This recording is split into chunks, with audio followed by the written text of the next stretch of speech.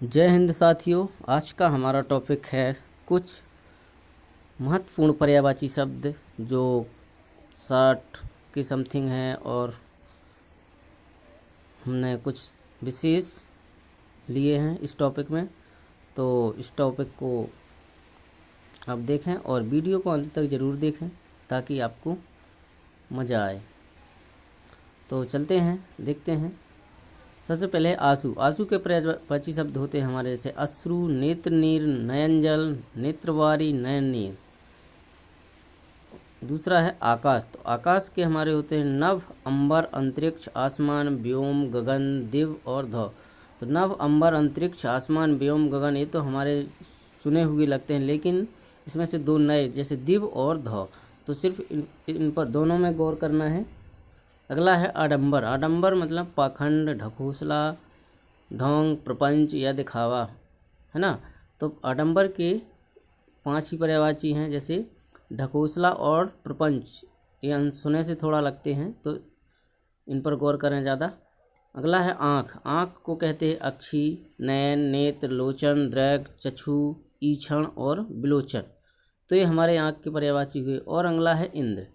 तो इंद्र के पर्यायवाची होते हैं लक्ष्मी, रमा, श्री और कमला। अगला है हमारा इच्छा। इच्छा के पर्यायवाची शब्द होते हैं जैसे लालसा, कामना, चाह, मनोरथ, ईहा, ईप्सा, ईप्सा और आकांक्षा। ये हमारे होते हैं इच्छा के पर्यायवाची, जैसे लालसा, कामना, चाह, मनोरथ, इच्छा, ईप्सा, ये हम कह सकते हैं। और अगला है हमारा इंद्र। और इंद्र के पर्यायवाची तो महेश, सुरेंद्र, सुरेश, पुरंदर, देवराज, माधवा और पाकरिपु ये हमारे होते हैं इंद्र के पर्यायवाची।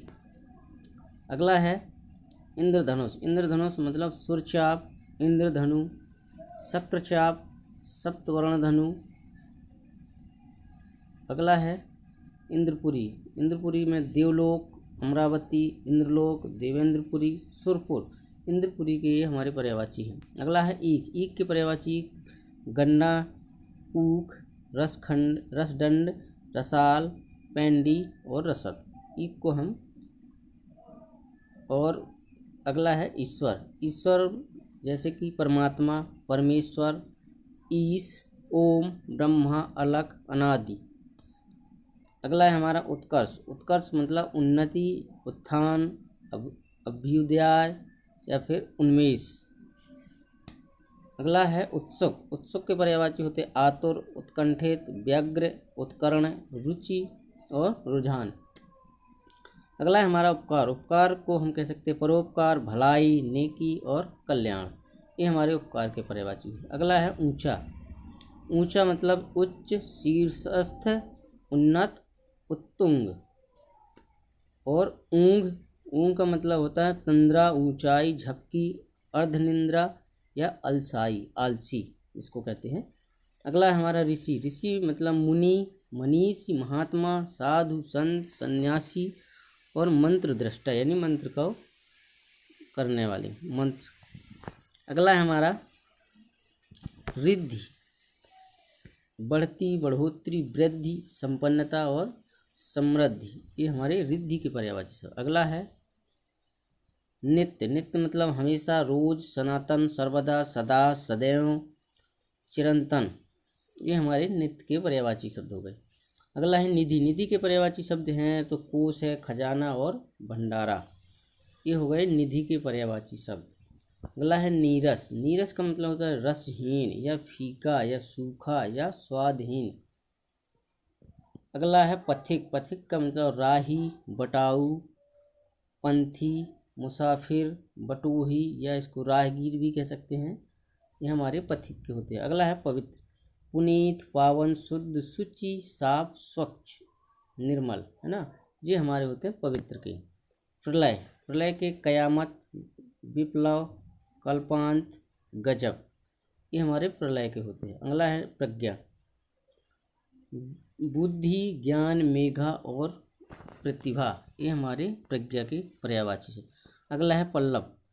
पल्लव का पर्यायवाची शब्द हैं किसलय, पर्ण, पत्ती, पात, कोपल और फुनगी। अगला है हमारा फणी। फणी मतलब सर्प या सांप या फणधर या नाग, उरग। हम फणी के पर्यायवाची होते हैं। फूल, फूल के पर्यायवाची शब्द देखें, सुमन, कुसुम, गुल, प्रसून, पुष्प, पुष्प, मंजरी, लतांत, ये हमारे फूल के पर्यायवाची हैं। अगला है हमारा बलराम। तो बलराम को हम हलधर, बलवीर, रेवती, रमण, बलभद्र और हली इन नामों से भी जानते हैं।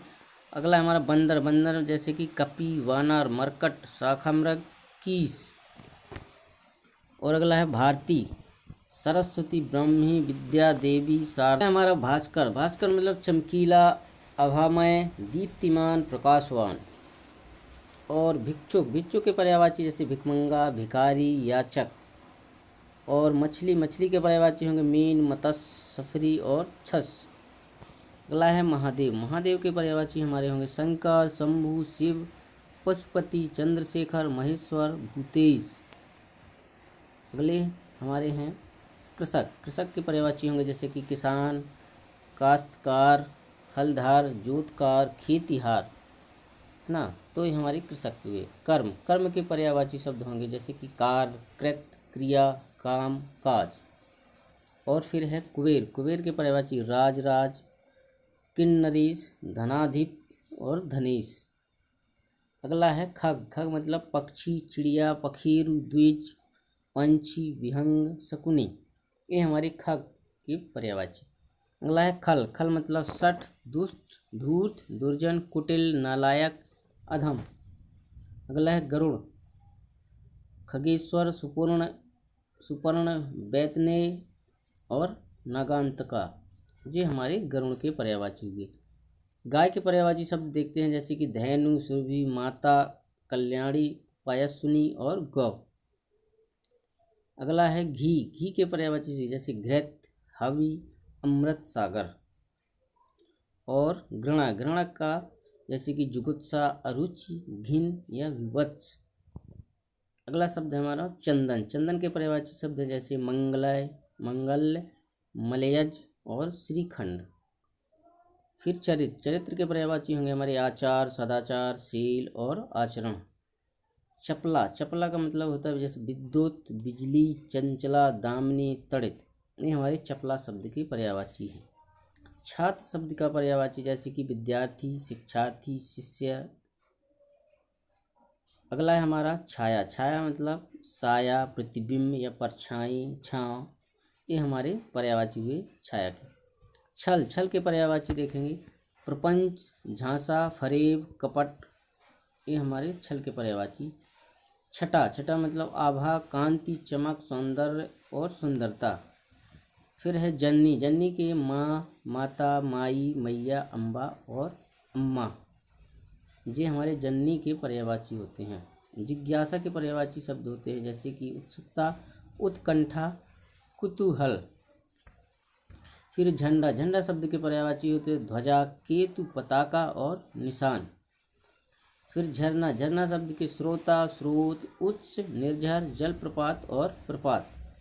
अगला है टीका। टीका भाष्य, वृत्ति, विवृत्ति, व्याख्या, भाषांतरण। फिर है टीस। टीस शब्द के पर्यायवाची देखें साल, कसक, सूल, सूक्त, चषक, दर्द, पीड़ा। फिर है ठंड। ठंड के हमारे शीत, ठिठुरन, सर्दी, जाड़ा, ठंडक। फिर है ठेस। ठेस शब्द के पर्यायवाची होते हैं आघात, चोट, ठोकर, धक्का।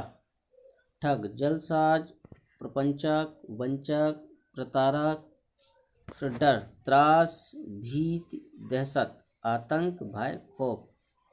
ये आज के टॉपिक में बस इतना ही। और अगला टॉपिक हमारा फिर आएगा।